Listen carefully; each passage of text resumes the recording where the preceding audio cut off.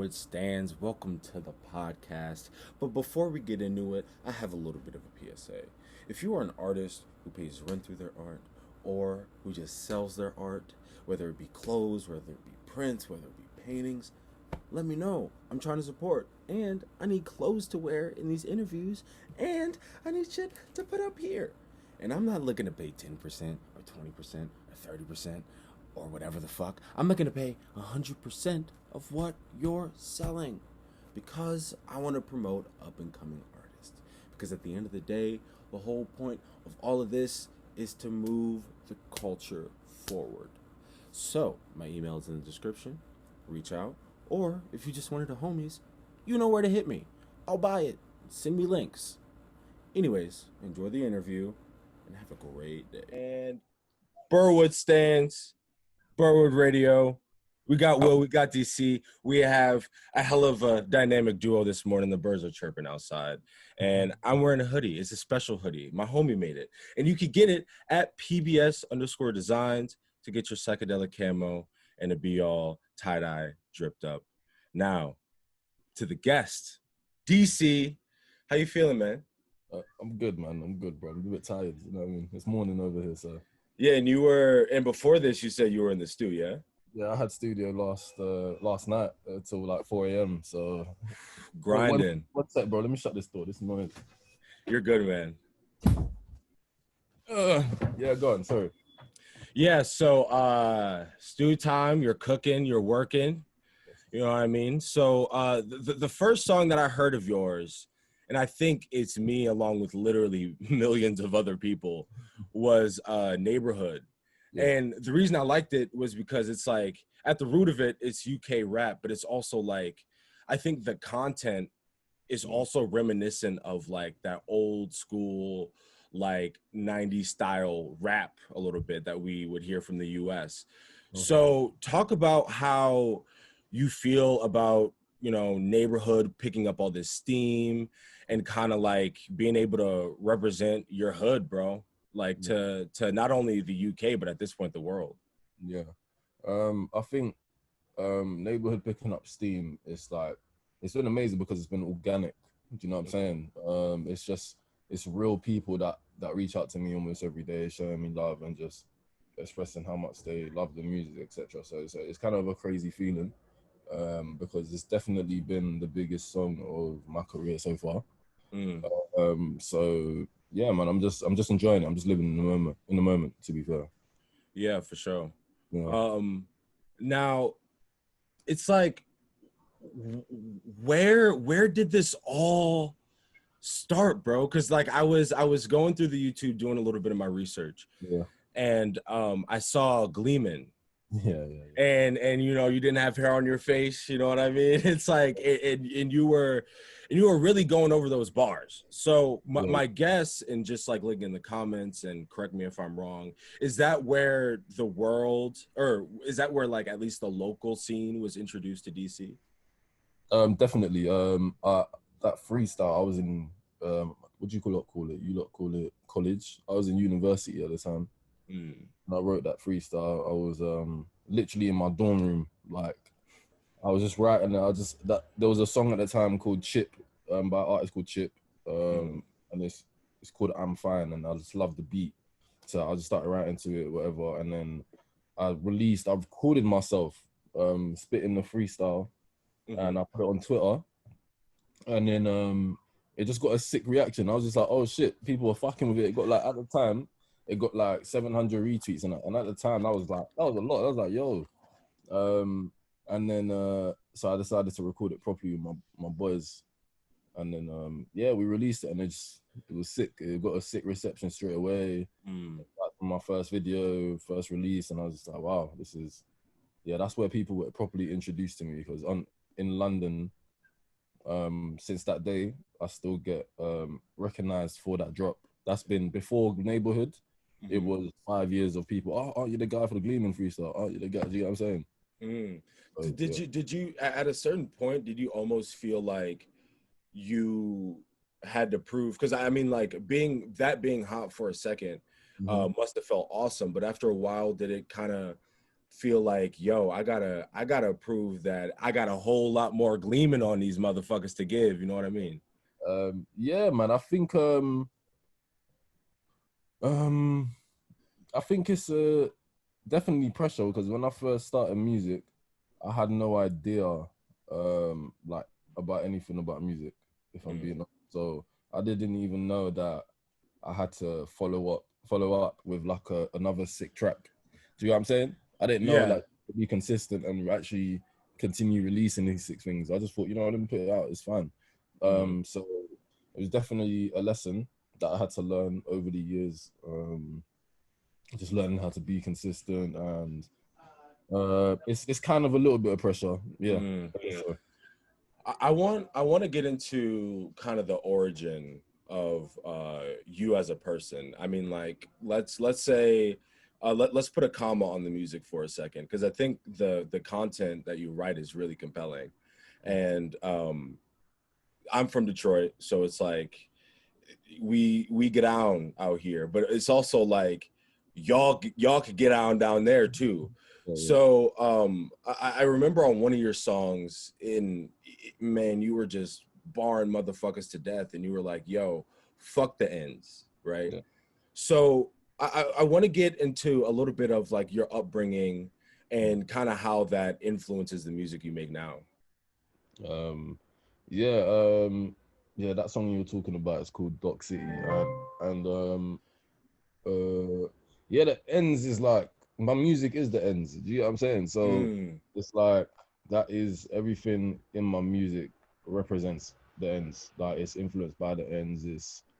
It was molded by the ends. You know what I'm saying? The way I speak, my friends, the things I like eating, the places I like going to, everything revolves around ends in it. So it's been a huge influence on everything, on myself mm. in general. So yeah.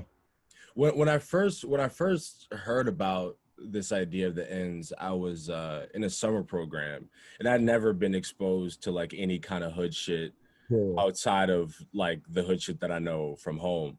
yeah. And I was talking to one of my homies, shout out to Toshe, and he was telling me like, yeah, niggas don't even carry guns over there for real. There's gotta be there's gotta be poking niggas up out there. And it's like, oh, hold on, man. You telling me I'm gonna get robbed with a switchblade? Yeah. Like, so with that kind of roughness, how do you craft this calm style with all of this like fucking turmoil going on around you? Well, um, I think that's just my character naturally. Do you get me? I'm not a loud person. I'm not a person that likes to. I'm not a party person. I'm not a. Do you know what I'm saying? So, Mhm. it's been quite. It's natural because from a Mm, kid I've been the same person. Do you know what I'm saying? mm, Just chilled in my. It's not just the music; it's in real life as well. So, yeah, uh, yeah, it's natural. I'd say.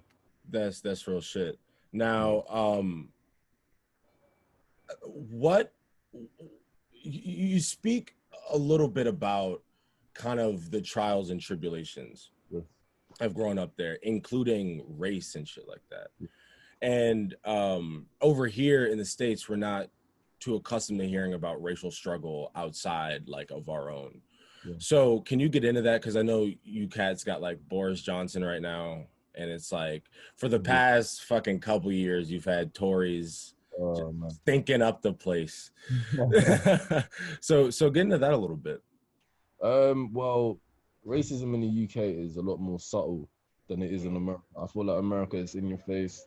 People can be racist boldly on the road and it be just the norm. But here, it's not.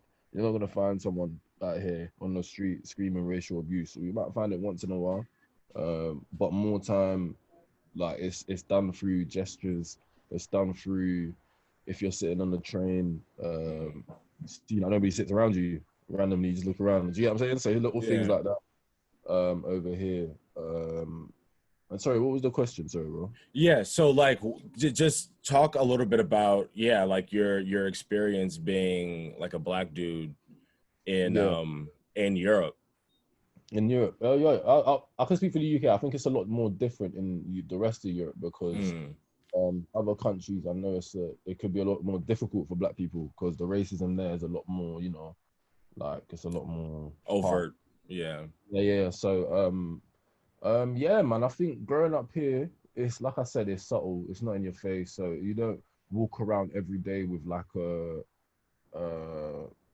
you sometimes you won't really. It's rare to have like a constant reminder of racism here every day, like Mm. a in your face reminder.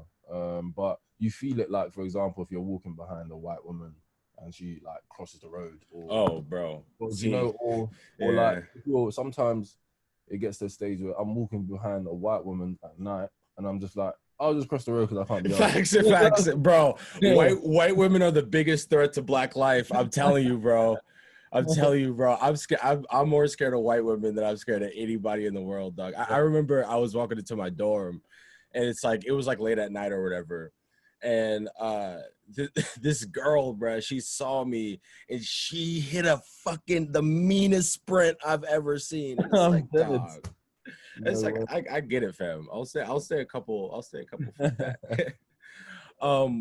How important is it to you to like make it in their face though? Because I feel like even in Gleeman you talk about it a little bit, and you get into it in your songs, just talking about black life and all that. So how important is it, if at all, because it's also like some artists don't want to pigeonhole themselves or so on and so forth. How important is it to have that conscious message in your rap? Um, well, it is. It's who I think it's vital, man. I think you've got to say something in your music. Do you know what I'm Mm. saying? And I think it's vital to be honest with how you feel as well as an artist in your music. So, again, bro, sorry, what was the question? I always do this. Sorry. Bro, it's all right. So just talking about the importance of putting race relations like at the Okay. forefront. Yeah. Yeah. Yeah. I think it's important, and that's part of my identity. That's who I am. That's who those are the conversations I have with my friends on a daily basis. So I just think, yeah, it naturally comes across in my music, and I just think, and like I said, as an artist, I think it's important to express yourself fully. Like, Mm. um, yeah, I don't know. I can't really give you a reason as to why I do it, but it's just that it makes me feel like almost empowered when I do it. Do you know what I'm saying? Right. Right. So Yeah. yeah, it's just a great feeling. I guess I do it naturally. So Mm. yeah. And it's a good like change of speed, because it's like cats rap about how they get down there, and I think bringing a positive light is needed in hoods all over the world. You feel me? And speaking of which, talk about, I could have been a doctor, I could have been a lawyer, but baby I'm a hustler. That's the song that speaks to me the most. Really? Yeah, because bro, I mean, I'm in college now. I might not be able to be a doctor. I'm not that smart. You know what I'm saying. But I'm choosing a path less traveled. And you talked about your time in university a little bit. Yeah. So is that what kind of inspired the chorus there? Do you know what? Yeah, let me tell you a quick give you a quick fact. Yeah, that song is one of the songs that I can't stand. You know what I'm saying? Like, when I don't know, obviously, if you speak to other artists, I'm sure they have a song of theirs that there's just like, oh, I don't want to listen to. So obviously, I remember when I was putting that one out, Hustler, I didn't really, I wasn't a huge fan of it at all. I didn't want to release it when it drops. I didn't listen to it. I didn't like watch it or nothing. So that's why it's surprising that you really like that song. But I think, yeah, it was just at the time I wrote it because I think I was on tour.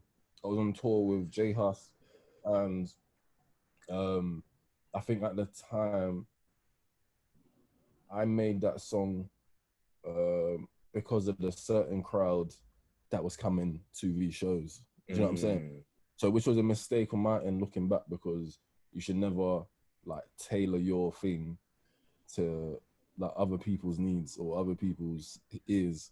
Do you know Absolutely. what I'm saying? So Yeah. I think that's why that track didn't resonate with me, and I didn't like it, and I still don't, because I just know why it was made at the time, and it doesn't. I just don't think it's levels with what. Yeah. Do you know what I'm saying? What I'm capable of. Yeah. So that's Yeah, interesting. no, it's mad interesting because I was listening to the EP that you dropped last year, and it's like there were a couple of standout tracks on that, and the other one was Holla, because that's my mom's favorite song, and I don't know how to feel about that, big homie. So in your content, you rap a lot about your vices too, and it seems like one of your vices seems to be women. So, Once so upon a time. Once upon so like kind of get into the thought process behind that EP and how you kind of matured kind of quickly from Gleeman to like Doc City, which was like one of the standout songs on that one, to like Tear, Sweat, and Blood now. So what was the question one more time? Sorry. Yeah, no worries. So take me through like the maturation process, or like Okay. yeah. Well, I think that EP, that project that we're talking about, Under the Influence, I think at the time I just thought, you know what, I want to make a project that sounds musically cohesive. So it's sonically, it's fluid, and it just works well together. So I think I just focus more on my focus is more on the beats on that project. And in terms of content, I reckon Doc City is really, and Doc City and a song called Overdraft are really the songs where like I think I managed to do what I wanted to do. The rest of the music, looking back, for me, in my ears, it sounds a bit experimental, because that's not my traditional. It wouldn't be my traditional sound of music or my style of rap. A lot of it were rap songs.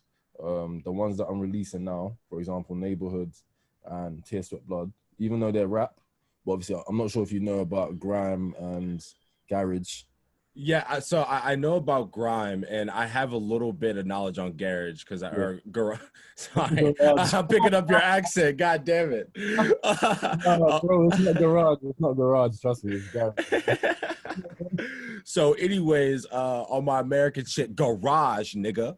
So I know a little bit about it because I watched this show on Netflix, and damn, I forget what it's called, but get into kind of like the musical history and kind of how those two elements went into the production. Well, garage and grime are like huge staples in UK rap. Grime started it all, I guess. And most of the biggest UK rappers came from grime, the old school ones anyway. The Skeptors, the Kanos, the Wileys, all these olders. They're all grime, innit? And that's what, as a young black man growing up, that's probably what you're gonna do you get me? That's probably what you're gonna grow up on. Yeah. So you know, I want to ask. What was the question? I just put myself into and then lose the question. I just keep doing that. Sorry. No, bro, no, dude. So and I might cut this part out of the interview, but just know that this is a conversation. Yeah. So wherever you want to take it, even Okay. if it has nothing to do with the question, Yeah. you free wings, my brother. Yeah, I'm just trying to stay on topic. You know what I'm saying? I can't. Man, fuck that shit. Topics is for the birds, bro. I'm only here. This is you're shining, bro, and you don't have that many interviews out, so the people want to know you, man. From Denmark to the U.S., my brother. So yeah. So just talking about grime and garage and how that kind of impacted you. Garage, bro. Fuck off. Garage, man.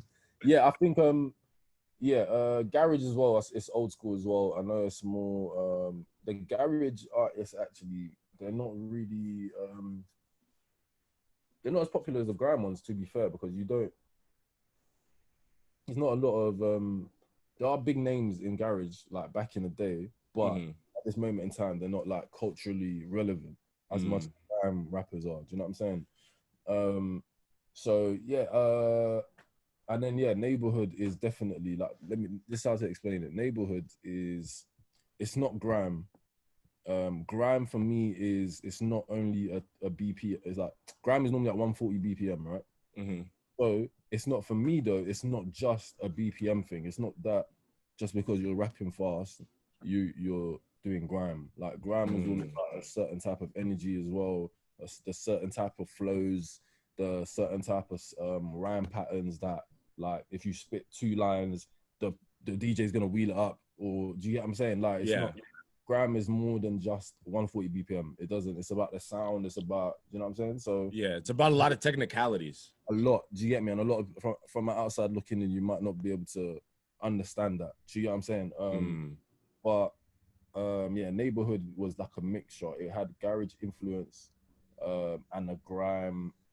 It was fast like grime. It's like, it's typically a grime tempo neighborhood, but it just sounds a lot slower. It's not. It's not.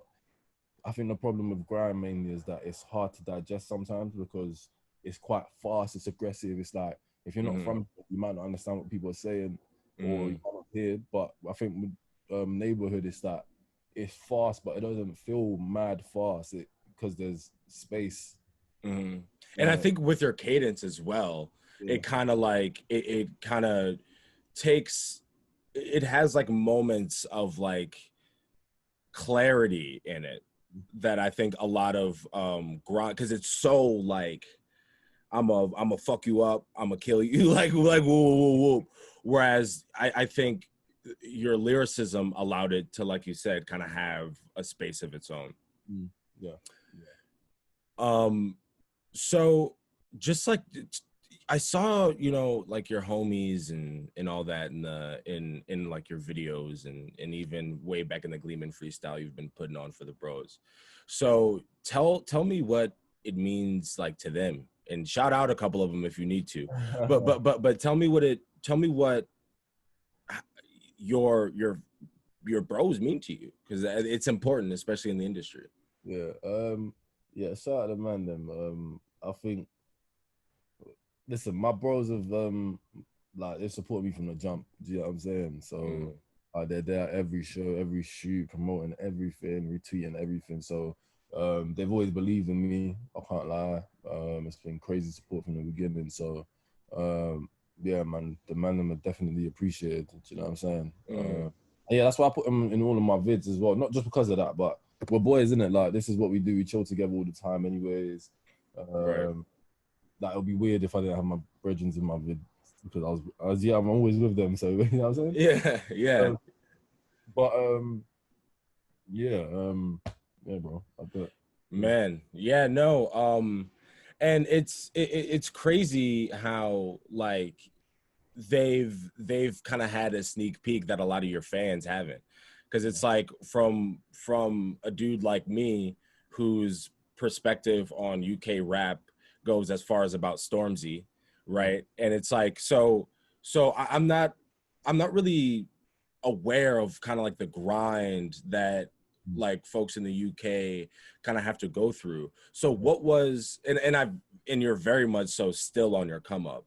So what's been that experience in dealing with like the local bullshit of like industry stuff that I like to think is universal? So my experience on dealing with industry stuff. Yeah. Like it's like local to you. Hello? Hello? Oh, can you hear me? oh yeah, you're good. You're good. Yes. Yeah, no worries. So like the local scene and like trying to come up in the local scene. Okay. What has that been like? If I'm being honest, I'm from a place called Greenwich, yeah, which is South London, but Greenwich Borough, like, there's quite a few towns in Greenwich Borough, but it doesn't have like, there's not really any rappers, man. Like, there's rappers, there's people aspiring up and coming rappers, but the only established rapper to come out of Greenwich, I think, is, have you heard of Tiny Temper? Oh yeah. Yeah, he came. Yeah, he came from like somewhere in my area, innit? But yeah, he just like not he. Sorry, like there's no big rappers apart from him in it. So local scene, it hasn't been. It's not mad difficult. Like I think if you're sick here, you will stand out. Like you'll just be like everybody should be able to see you because there's not that many people that are like in the spotlight. Do you get me? I would say truly that at this moment in time, it's probably just only me in the spotlight. Do you get what I'm saying? But I think in this borough, there's rap is quite a new thing in it. Do you feel me? So it's almost like you're working in like a chamber of sorts. Yeah, almost. Yeah. How does that feel though to be this young and to be on your come up? And it's like I don't think you've even peaked yet, and you're already kind of like OG. It seems like you're kind of like OG status as far as like artistry out there. So how does that feel knowing that you're repping a place that's kind of like underrepresented in broader English hip hop? Yeah, I feel good. It feels good to just represent in it. Like I've always represented through my videos over the years. But yeah, it feels good to fly the flag. I mean, a lot of people don't even like. I don't even think people really meet. When I say I'm from Greenwich, they're like, "Oh, sir," like, you know what I'm saying? So I Yeah. think it's kind of like a first for a few people as well. But I don't feel any type of way about it, man. I don't feel, you know, I don't feel any weight on my shoulders or like I'm carrying my town on my back. Now I just do me in it. Do you get me? Real Obviously, shit. yeah, man. That's what it is. Yeah. So I hear some of the beat selection that you have, and especially on Tear, Sweat, and Blood, Yeah. it's like I kind of get, and tell me if I'm wrong, I kind of get like Afrobeat vibes from the instrumental a little bit. And you are of West African heritage as far as I know. Yeah. So tell me a little bit about how your heritage finds its way into music, or how you're, because I think what UK has a lot of that America doesn't is very, very specific, like Nigerian influence in the music and so on and so forth. So just speak a little bit about that. Do you know, if I'm being honest here, I don't think my West African heritage comes across in my music, man. Like, Real shit. I feel like I could do a lot. No, not even do a lot more, but like if it's natural, if it happens kind of thing. But like yeah, I don't think because of this, yeah, I don't think I do, man.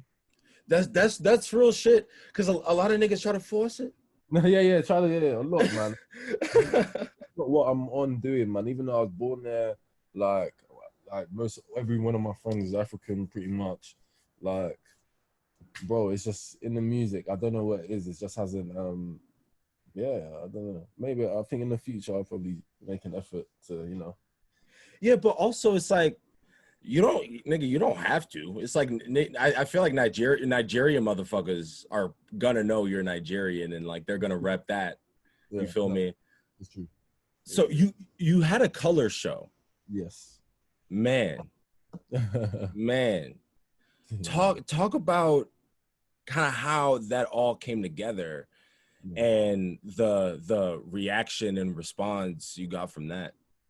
Well, Colors was what happened? I think at the time I spoke to my management and I was like, yo, this freestyle, they weren't massive at the time. They were big, but they weren't like what they are now.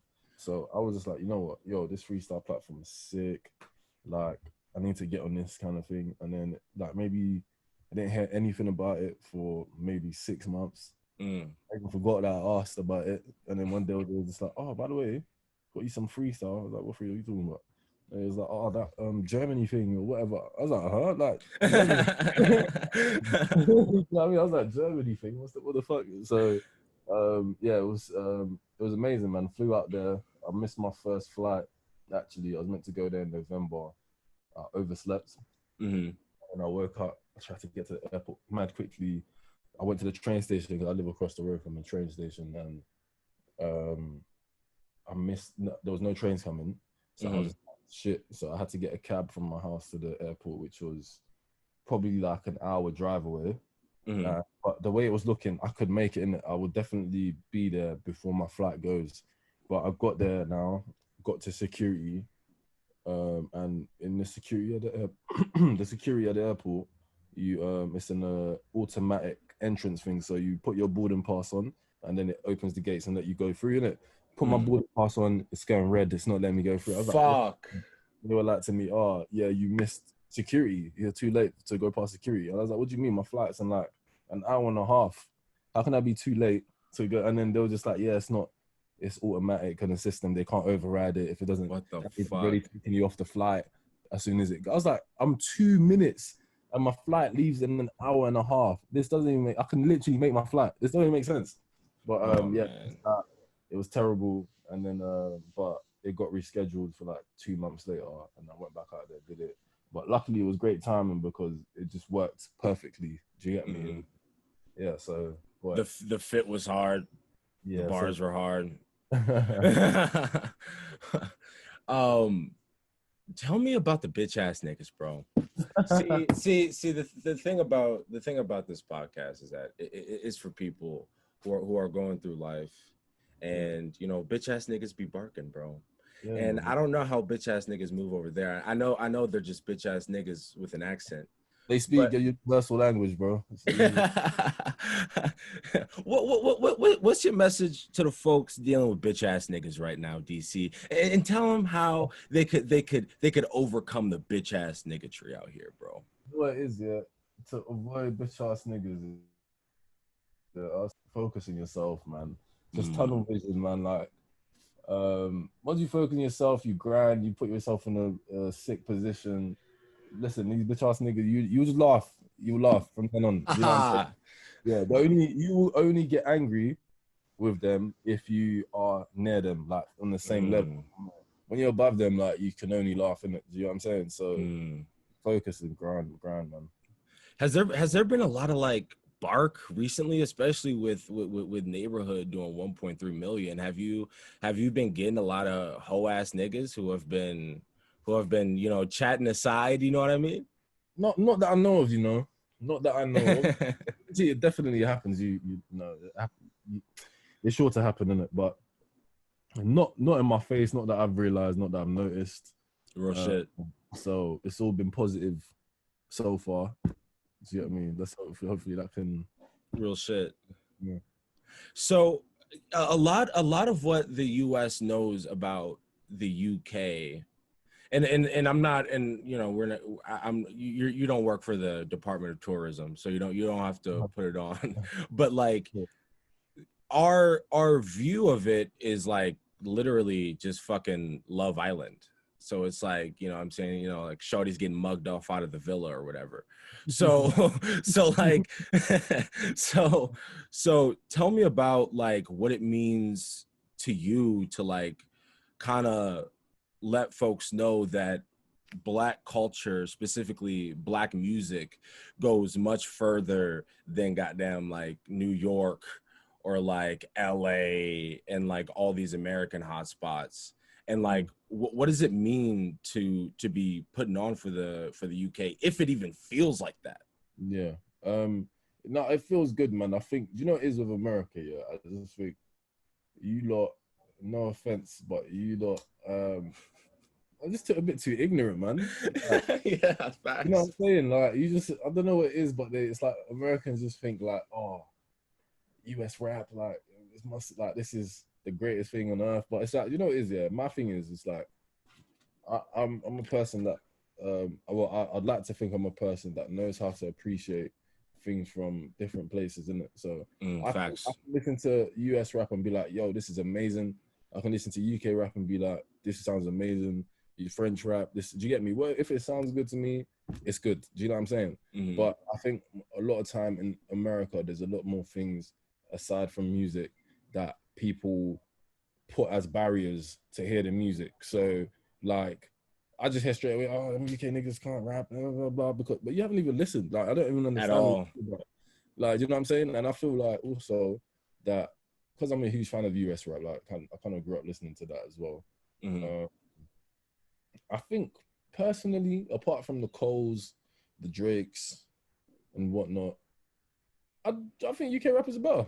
If I'm being honest. Ooh, No, no, that's spicy. like, if I'm being honest, like, you know what it is? Because like I said, I'm a big fan of US rap, so I listen heavily. Like, you know what I'm For saying? sure, And yeah. over the years, the quality has just decreased in terms of the ability to rap well. Like, it's as if people just don't even see that as the cool thing no more. Do you know what I'm saying? So it's like definitely, and UK, it's like people just getting better at rapping here. So it's kind of like we're kind of like at the early stages of where you lot probably were. And Right. you know what I'm saying? And this is like the rap era, the rap generation kind of thing, innit? But yeah, I just think at the moment I listen to UK music a lot more than US music. And that's weird for me because it was never like that. Do you know what I'm saying? Well, yeah, I think you hit on something super important. Is that, like, I won't say UK rap is in its infancy, but if we're looking like over the evolution of it, I mean, it's like I feel like you guys are kind of going through a golden age over there, where it's like because in the 90s and in the 80s here, you didn't need all of this like weirdo goofy shit to like pop off. It was about bars. Yeah. And I feel like that's what it is over there. Yeah. What, Yeah. like, is that accurate? It's definitely about bars, man. Like, it's mainly about, but to be fair, it depends on what kind of genre. And you know what, if I'm being honest, it's a balance, man. Because, for example, more genres like drill, you might not necessarily have to be as lyrical, as thoughtful. So I guess there's a balance, but majority of people here are, you know, trying to rap, like, what I'm saying, trying to come with hard shit, rather than just make a vibe. Word, yeah. You know what I'm saying? Yeah, I think that's a lot of what we see here, especially like with the auto tune shit. It's like it's more about like vibe and background. It's not like it's like shit that you play if you're like getting fucked up. It's not really like any depth to it. Whereas I think the advantage that you guys have over there is that a lot of the rap that I hear coming out of the UK is really pure. Yeah. It's really pure. So tell me a little bit about your influences and like who was on your iPod Nano? Who was like who like way back when? Who was on the playlist? Well, I'll start with American artists. I think back in the day, I used to have a certain album. Do you know what's weird? I used to have. I actually went to a shop called HMV, CD shop, and I bought a Nelly. You know when he had the two CDs that were back to back, Suit and Sweat. I bought Suit. I just think Nelly was so sick, man. He had a song with Tim McGraw, Over and Over Again. That one. I used to Nelly used to be raw as fuck. Listen. So I remember, I listened to Nelly. I used to bang out. There was a Biggie album that dropped. That I think Diddy dropped. The Biggie duets. Oh, word, yeah. It was sick. At the time, I remember listening to songs on there because they were doing collabs with different artists, songs. So this is how I used to learn how to learn all the words, because I have a thing from young where I used to learn all the words for every track that I fucked with. I used to know every single. I used to take pride in knowing every word. So I used to research it and then rap it back exactly how these guys are rapping on the same track. And I guess that's how I kind of came up with my flow, or I managed to be able to work on having a flow, because every favorite rapper, I used to know I could flow like them, because I can rap like you, like what you're saying exactly without looking at the words. So I knew that I could flow. Do you know what I'm saying? Yeah. They say that, like, because I'm an English major, so they tell us that the best way to get better at writing is just to copy word for word what your favorite author wrote down, and then like fucking you look up and it's like you create a style of your own. Yeah, yeah. I can imagine that. But yeah, that's what. And yeah, so I'd say that Biggie album was sick. I used to listen to a lot of Nas. I'm on stage. I listened to a bit of everyone, man. I can't lie. There's a stage of Big Sean, Nipsey. Obviously, my favorite artists. We've got Alongside Cole, Meek, huge fan.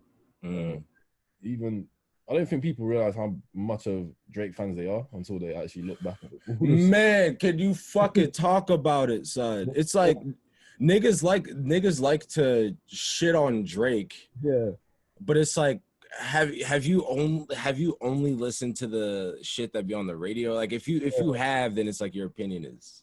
Do you get me? Like, and obviously even looking back, you can't look if people are lying if they say that, yo, you do not like Drake's music. You might not like certain types of music or certain, bro, he's got so many vibes out here. I know you like one. Like there's no you're forcing it if you say you don't. Do you know what I'm saying? But yeah, I'll say Drake as well, because looking back, I've actually listened to every single project. So a bit of a digression just on the Drake point. I want to see how thorough you are, DC. What's your favorite Drake album? I think for me, it's I think Nothing Was the Same was probably his best one, yeah, because of mainly because of Tuscan Leather and those kind of songs. That's crazy. But I think If You're Reading It's Too Late he's for me my most enjoyable Drake project. Obviously I love Take Care, Don't Get Twisted, it's a classic. But I just think Nothing Was the Same was his best. It's hard to say best music, yeah. But he has so many fucking projects. Yeah, like honestly, but that project, Nothing Was the Same. I just feel like the music was it was different, man. And when it got like, it was just like raw. This guy is so sick. Do you get me? Yeah. If You're Reading This Too Late, when that dropped, I was like, raw. This is amazing. Like I just loved every vibe. I loved he was getting more aggressive, kind of. He was talking his shit. Do you know what I'm saying? On If You're Reading It, so. Yeah. What were you gonna say? What was your answer? So my personal favorite, and it's because at the root of it, I love hip hop, and hip hop is what I do. But I'm an R&B nigga, so I gotta say, Take Care is, man. I don't think it gets better than that. Although, If You're Reading This Is Too Late, it had tracks like Energy, Legend is one of my favorite songs.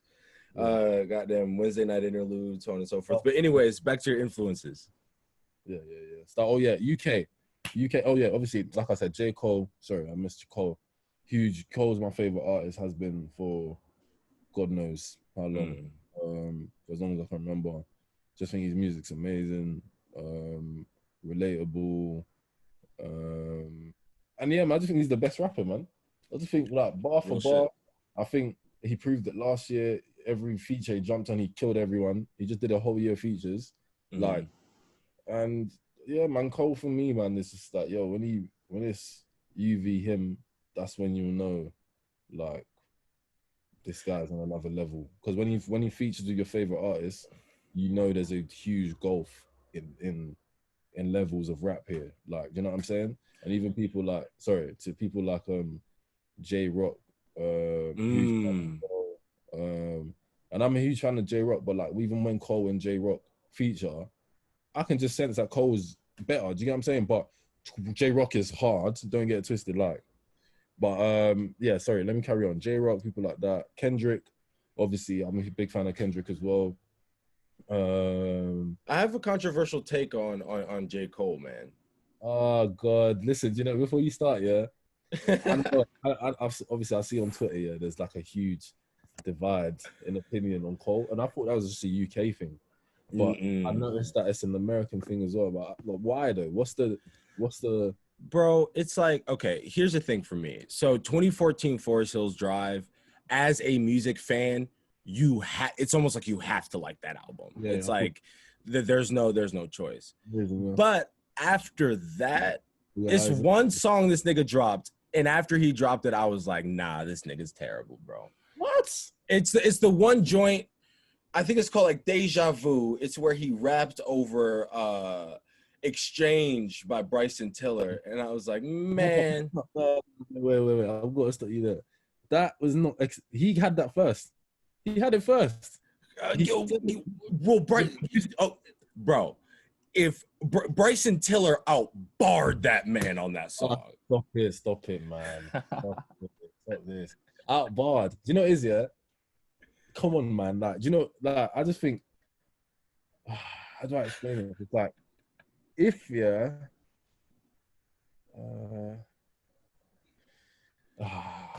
it's just like it's like I get it, nigga. Like we in the struggle, bro. I get it, and it's like life is hard, you know what I'm saying? But if you make fucking 4 or 5 or however many the fuck albums that low key kind of all sound the same. Do you think they sound the same? No way, man. Production wise, no, but lyrically, yes. Like on KOD, for example. Boom, yes. Perfect example. So yes. on that project, we got a lot of like, I feel like Cole kind of did what Kendrick did, where it's like, oh, 808s, nigga, I could rap over those too. So it's like, I respect showing that you could take a style and put it to the music that's now, but I just thought it was lazy. Okay. I think, yeah? In my honest opinion, I think that Americans are ungrateful because because I don't understand how you can have an artist like Cole and somebody to that level, yeah, like on that level with his ability, but people call him terrible. And it's like, what are your ears picking up on? Because if that is terrible, everything you listen to is terrible. Like, it must be, because it's just, you know, for me, I think the Cole slander for me, yeah, it's just that I see it in a way where, you know what, it's a guy that seems to be, he's not problematic for the majority of his career. And he's extremely successful without having the cool, almost, without seeking the coolness and whatnot. And I just think, like, that's what's created this kind of like divide between Cole, because a lot of people is like, why is he up there? Like, blah, blah, blah. But if Cole was a cool guy, people won't be talking about this, right?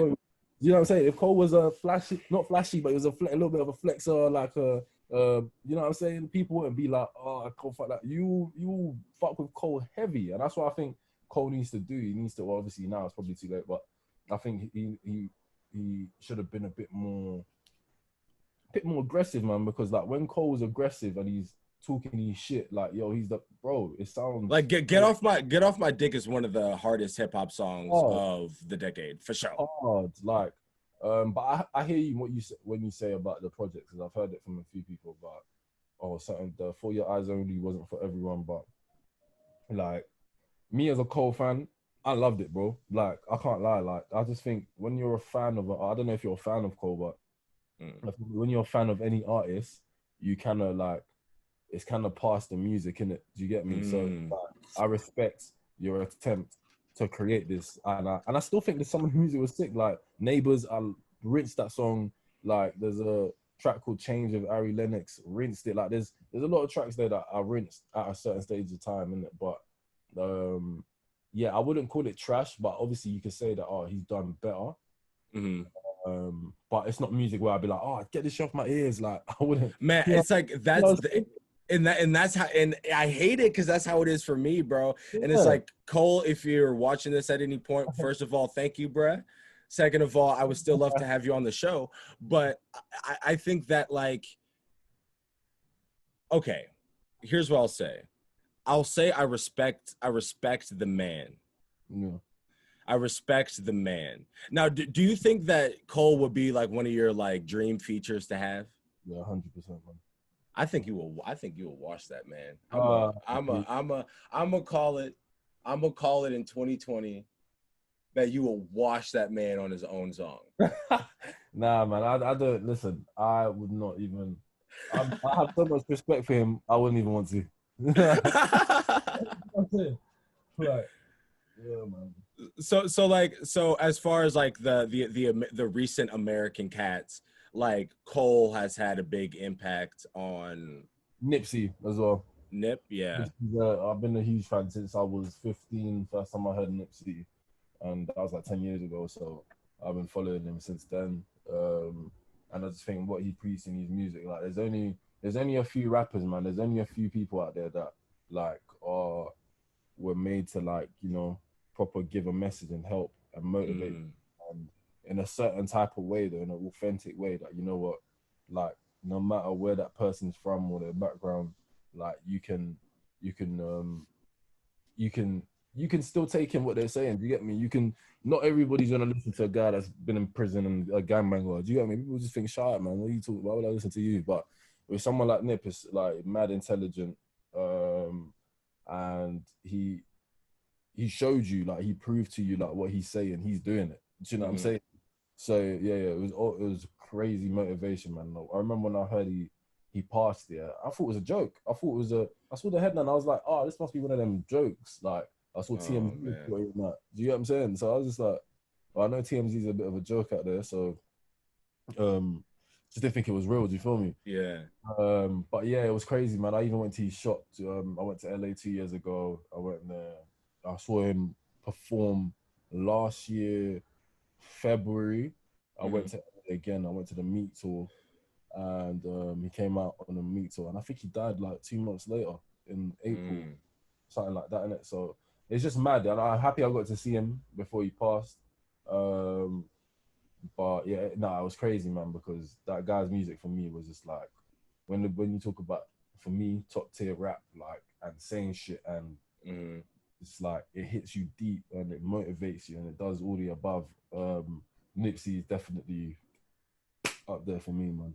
And I think Nip kind of shows through your music too, though, because it's like with Nip, you had a cat who was not afraid to talk about street life in the same vein that he was not afraid to talk about, oh, Black folks need to start owning businesses too. And it's like, talk a little bit about like what impact you want to have at the end of the day, because I think the artists you named, even fucking Nelly, like put on for St. Louis, like to talk about the impact that you want your music to have, because even though I might have specific feelings about Cole, his music has changed the hearts and minds of a lot of goddamn little fucking white boys who didn't know what the Black struggle was like, for example. You know what I mean?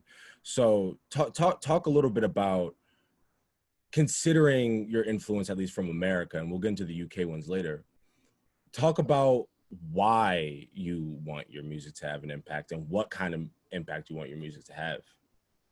Well, first of all, I'd like my music to have an impact because, like, I know the effects that it had on me. Like, just my favorite rappers saying certain things. Like, even when I listen to Jay-Z, or Jay-Z as well. So I didn't put him in there. Shouts out to the GOAT.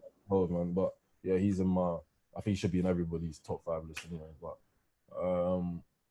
yeah, I just know the importance of, and how it helps me, and how it, like, you as a kid anyway, like you really do listen to these artists and take what they say in as gospel sometimes. Do you know what I'm saying? Yeah. So how they think, how they portray that they think on music.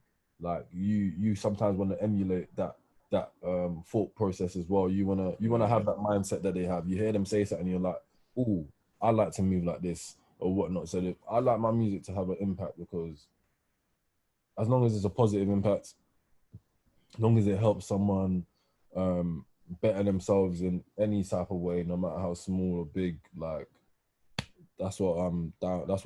That's important to me, innit? Do you feel me? I want to be an artist that looks back in his career in like 20 years, or when I have kids, and when I want to play. Sorry, I've got gas. No, you're good. Yeah, or like, yeah, when I have kids, I don't want to look back or show them my music and like almost have to be like embarrassed. Like, oh, this is what I was doing when I was younger. Do you know what I'm saying? This is yeah. So yeah, I want to be able to look back and be like, yeah, this is the shit. This was the shit back then. And you know what I'm saying? So yeah, man, it's important to me. I think that's super important. It's like, yo, I'm gonna fucking have kids one day, and I don't want my daughter to be mad hearing about how it's fucking big bone bitches. It just doesn't. You know what I'm saying? it doesn't really check out. But I think, and even though it's your least favorite song off of Under the Influence, I think that's why Hustler spoke to me the hardest, though. It's because it's like you're a smart cat, and I don't think you shy away from that. And it's like a lot of people like went to school and did well in school and woo woo woo, and now that they rap, it's all about shooting niggas in the face. And it's like, check that. When were you like, where are your receipts from the streets, bro? Like, I don't see that.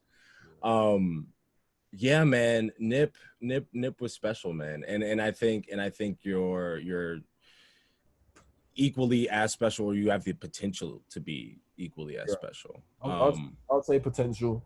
I wouldn't appreciate it, man, but I'll say potential. I don't think I'm there. Like, oh yeah, well, yeah, let's not. there's a long way to go in it. Do you feel me? But yeah, Yeah. definitely, I can feel it as well. That'd be amazing if amazing to even get them comparisons, or even to, like, you know, people to put you in the same sentence. But yeah, man. Yeah, man. What's that? I'm not there yet. I'm not there yeah. yet. Hey, man, we got some work to do. Some work to do. I gotta say, you got a pretty good start, though. It's a good start, man. It's a good start. Yeah. We're gonna have to see how it goes, but yeah, it's a great start. What did the cosign from Stormzy do for you? Just like personally, like fuck, like, oh, nigga said I should fuck with this nigga DC because Stormzy said so. But like, how did that affirmation feel? Like, yo, I'm really doing this rap shit low key. I think, you know what, looking back, at the time it happened, I had just started. I think it was less than a year after I released my first video, Demon Freestyle. It's in the same year actually, and like I remember, he reached out, showed love, etc. And it felt sick, like, you know, like I just started, and it's like you already recognized kind of thing in it. But it felt good. It felt good. Yeah, so I think that's a perfect segue into getting into the UK influences. Yeah. Who who you have to big up for the DC that we see today?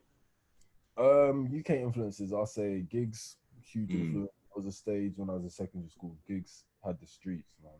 Like, I think Americans might see Gigs as, like, I don't know how they're viewing Gigs in it, but Gigs is a UK legend, bro. Like, he's been like over 10 years of just being a hard nigga. He's the reason why street music in the UK probably even became heard, because Gigs was the first. Like, do you know what I'm saying? So Gigs definitely. Kano, huge fan. Like, I definitely before Gigs, I think the hottest UK nigga we had heard since was Slick Rick as far as popularity. No disrespect to Slick Rick, but you know what I'm saying? But yeah, I wouldn't class that as UK rap, man. But I'm saying, but yeah, shout out to Slick Rick. Obviously, Kano. Do you know about Kano? I don't know about Kano. I think it was Top Boy. Top Boy. Top Boy, the new Drake, the series, the UK series that Drake. Yeah. Oh yeah. That John's hard. Yeah, he's the main actor in Top Boy. His name is Scully, some light skinned guy. But Kano, rapping wise, amazing, bro. Like, he's the best rapper in the UK. Like, he has been as well. I just think he's been authentic to himself his whole career. The music is different quality, and now he's an amazing actor as well. Like, it's crazy. Like, he made a classic UK album when he was 18, an album called Home. And I remember hearing how old he was when he made it. I just couldn't believe it. I was like, this guy was 18 when he made this music. Like, bro, that your streets ahead of everyone. Like, this is crazy. And yeah, Kano, if there was a UK artist, I'll say that I wanted to be like, it'll probably be like Kano. Do you know what I'm saying? So that was the first cat you looked at and was like, okay, that's what I want. Yeah, like, just literally, like, just love the lane he went in and how he carries himself in it. Do you know what I'm saying? So that, yeah, that's a huge influence. There's others as well. There's Skepta, Yeah, UK hard. legend. Well, UK legend, man. He's Skepta's been one of the hardest for ages. So Yeah. I was young, so yeah. He else as well. He's a big UK influence. You know what? The influence. Nah, you know what? I'll leave it as that. Those are the biggest influences. I was gonna start talking about people I like, but it's not about liking people. Well, But I mean, no, talk about like who are you listening to now? That's what I was gonna get into, anyways. So who are you listening to like now? Who's been hot off the headphones for DC? right now, I'm listening to a bit of Nux. You heard of Nux? Mm-mm. Yeah, I heard Nux. You need to check him out when he's sick. Yeah, shout out. Who else have I been listening to a bit? Or there's an artist called Cadiata in the UK. He's sick. Unknown T, UK artist. He's sick. The guy Man, called there's so many cats in the UK, man. Go Bro. on, sorry. This is what I'm saying. There's so much music, man. Like you just really have to take your time, man, because like there's sick music as well. It's not like there's two type of scenes in the UK. There's the drill scene, the popular scene, which is like the drill stuff, the UK rap, the street shit, and there's the up and coming side, which is like the alternative. They just say it's alternative because it's not drill. Do you know what I'm saying? But it's just normal music. You know what I'm saying? Yeah, it's just hip hop. Yeah, it's literally. Yeah, and on that side, the alternative side, it's like there's so much amazing music being made, man. Honestly, so many artists are making music that's like, just go on Spotify, you see the numbers, you see these artists are getting a million streams, like the alternative ones, whereas the drill ones are getting a million views on YouTube because that's what's popular. You know what I'm saying? So it's like the music on that side of things, the alternative side, it's amazing, man. And I hope that a light gets shone on that soon. Well, I think it will, because I think the internet is like a blessing for a lot of alt artists, including yourself, who, hey man, you doing what, almost 100,000 monthly, nigga? God damn. Like you're doing pretty well, man.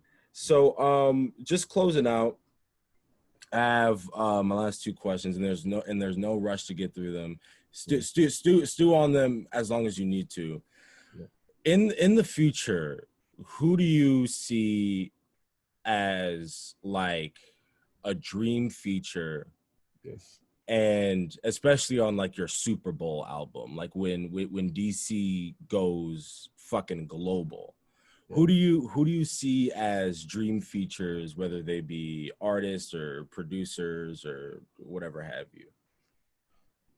For me, Kano, 100%. Super Bowl album, I need Kano on there, and I think I'm gonna need Skepta on there as well. And Cole, obviously, that's crazy. I don't know how that's gonna work, but yeah, like even if I meet Cole, I'll be happy, man. You know what I mean? Yeah.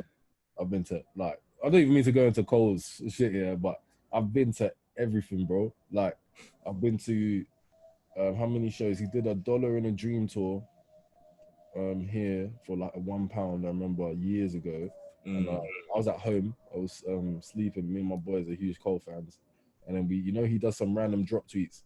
So obviously, I was like, I don't think I had a phone at the time, and so I had a house phone. I was like to my boy, hey, listen, I'm tired. I think I went out the night before. I was like, I need to catch a quick nap, but listen, make sure you call my phone when this guy he was gonna tweet something, innit? And we had an idea of where it was gonna be prior. So he called me as soon as he tweeted. I just ran out of my house, got there. The queue was already like hundreds of people in like 15 minutes. I was just like, how? Like, this is in central London. How do people get here so fast? I went to that. That was sick. He came over again before the KOD tour, and he did a little listening party. Went to that. Managed to get into that. That was sick. I went to he's done the shows in the UK at the O2 Arena. Been to 2 of them. I went to LA on my birthday, 2018. I got surprised actually. He did a show in Anaheim. Yeah, good. Yeah. or something like that. And yeah, we went to that. The Young Thug was there, and he also supported him. I can't remember. Will Smith. Will Smith came out. I was so random, man. And Jaden Smith was supporting. That's why. Oh. But Will Smith came out. I was like, what the hell? When you saw Cole up there, especially as an artist who like admires him, what did that do for you? Because it's like a different vibe with the live shows, man. Bro, when I went to the listening party, it was a lot more intimate in it because there was a lot of people, and he was literally sitting with us and playing us the music in it. So it was like, it feels crazy because I think the thing about Cole is, yeah, like I said, with artists like Cole, it's more than the music for a lot of people because it's also about the person. So once you get the message from the music and then you look at the person and you're like, yo, you actually, it looks like you live by this message that you're preaching. Like it builds a connection with the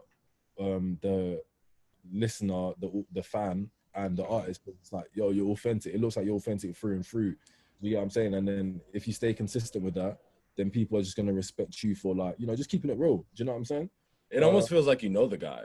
Yeah, do you know what I mean? I feel like I do because I know all your stories, bro. Like I can tell you things about yourself, like without you. Do you get me? Like it's weird.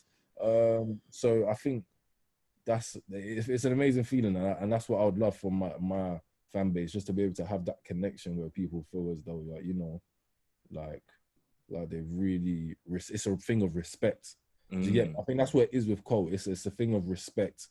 Like sometimes I hear when people say that, oh, the music's not for them. I can hear it because sometimes I listen and I'm like, I will always like it by default, but I can definitely say that, oh, you know what, I like this a lot more, or something else. I like this of his a lot more.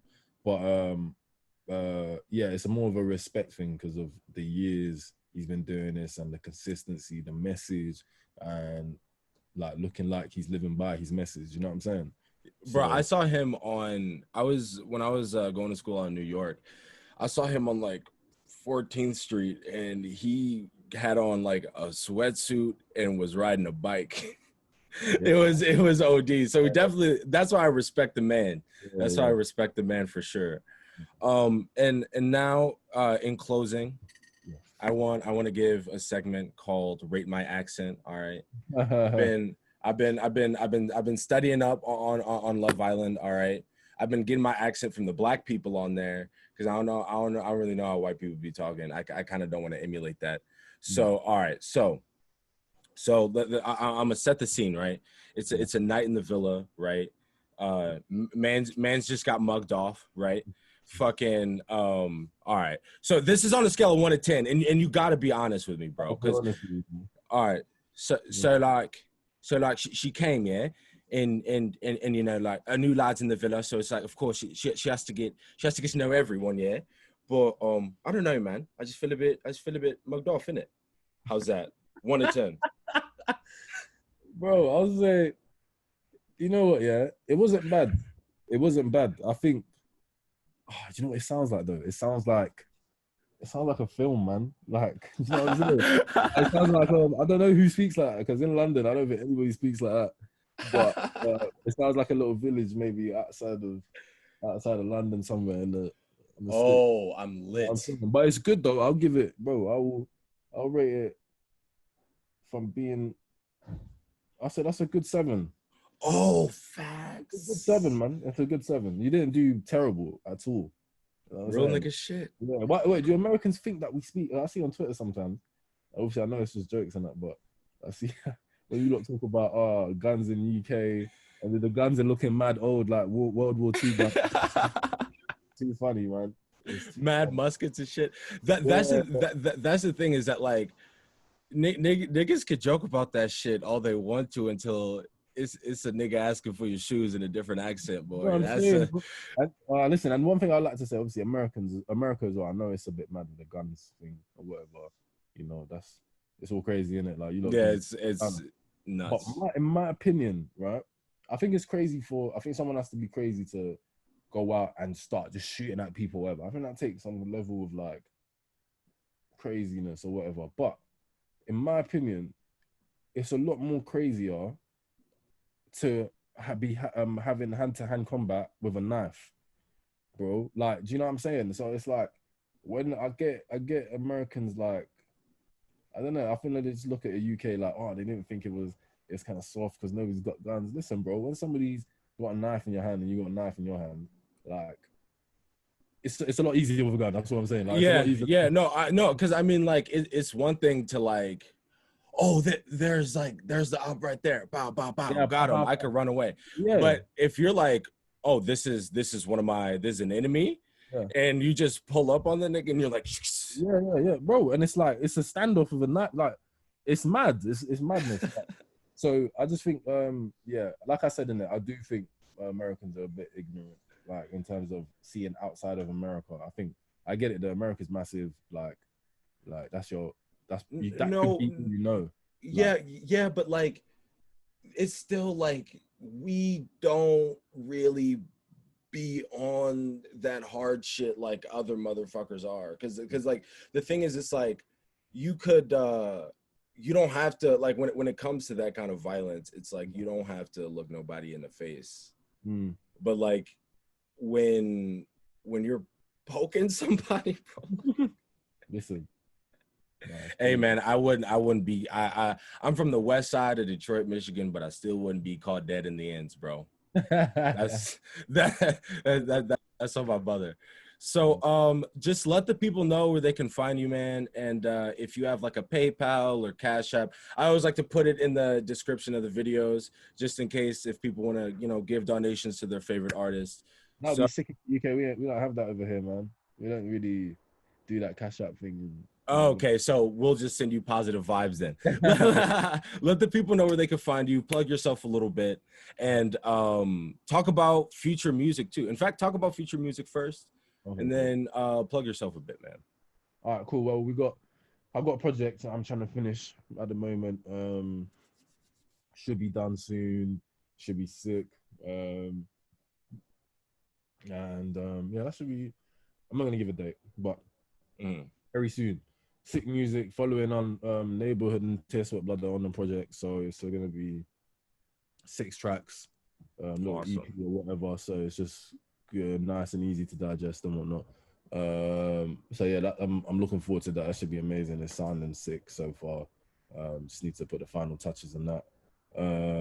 Are you, just a quick digression off that, are you like just working on it now? Are you already seeing the progression from Under the Influence? Like, oh, bro, I've been working on it. That's the thing, and the progression is crazy. Like, you know what I'm saying? So even from the tracks I've already released, I just feel like the progression is through the roof. Neighborhood and Test What Blood is like, nigga, like mind blowing, bro. You know what I'm saying? So I'm really looking forward to. So yeah, that should be with everyone soon. But yeah, man, listen, I go by the name of DC. You can find me at DC World MG on Twitter, Instagram, Snapchat. Well, I don't even use Snapchat, so don't bother. But Twitter, Instagram, DC World MG, YouTube, DC. Type in DC neighborhood if you can't find anything. Go from there, you feel me? But yeah, that's me, man. Awesome. Birwood Stans, the DC interview. Thank you for coming, my brother. Thank you, my guy. Thank you for having me, man. Absolutely.